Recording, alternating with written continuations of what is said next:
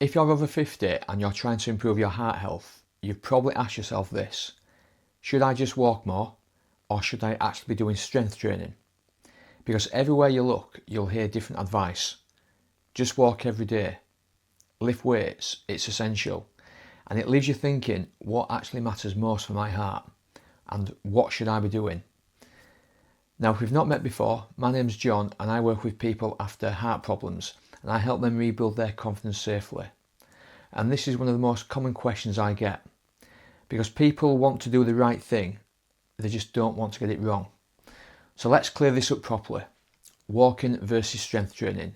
Which one matters most for my heart? The honest answer is this: it's not one or the other. You need both, because they do very different jobs. And understanding that is what helps you move forward properly. So let's start with walking. Walking is one of the best things you can do for your heart. It helps you lower blood pressure, improve circulation, supports weight management and reduces stress. And for a lot of people over 50, it's the easiest place to start. It feels safe, it's manageable, and it feels something that you can stick to. But here's where most people get it wrong. They rely on walking alone. They might walk 20 minutes here, 30 minutes there, but they never progress it. They keep doing the same route at the same pace for months, sometimes years. And over time, their body adapts. So the benefits slow down.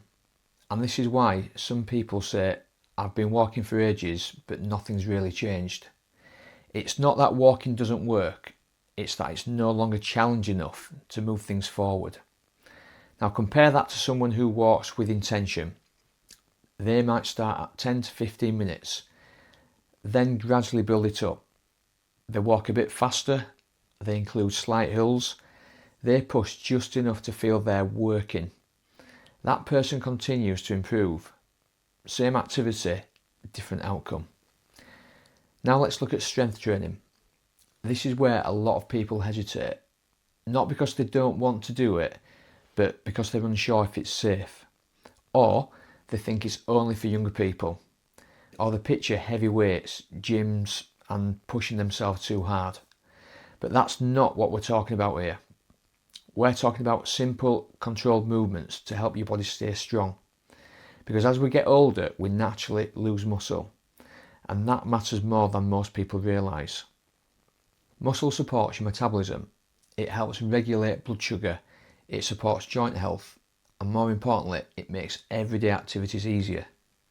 Think about this: if your legs are stronger, walking feels easier, climbing stairs feels easier, you don't get as fatigued as quickly. So instead of walking feeling like effort, it becomes something you can sustain. Now here's another mistake I see a lot. Some people avoid strength training completely.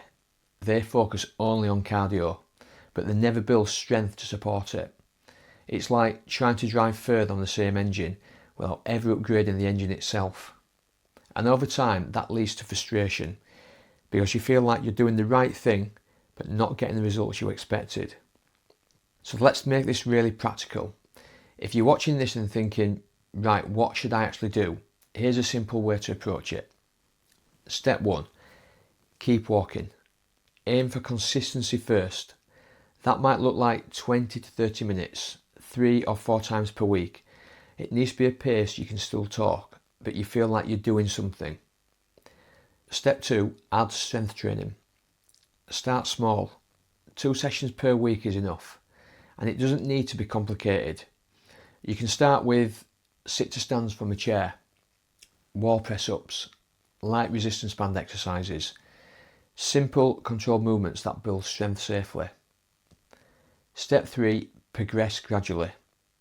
So you might walk a little longer, walk a bit faster, add an extra set of exercises, nothing extreme, just steady, controlled progress. Now let's look at what this could look like over a real week. You've got work, you've got responsibilities, you're not trying to be perfect. So instead of doing everything, you stick to something realistic. You go for a 20 to 30 minute walk 3 or 4 times that week. And twice per week you do 15 to 20 minutes of simple strength work, and that's it. No extremes, no pressure, no overthinking. But here's the key, you actually stick to it. And over time, that consistency builds momentum. Your energy improves, your confidence improves, your fitness improves, and most importantly, you feel back in control. Now, I want to reassure you here, you don't need to choose between walking and strength training, you need both. Walking keeps your heart active, strength training makes your body stronger, and together they make everything easier. And that's the goal, not perfection, not pushing yourself to extremes, just building a body that feels stronger, more capable and more confident over time. If you're finding this helpful, just hit subscribe. I share this kind of guidance every week to help you improve your health safely.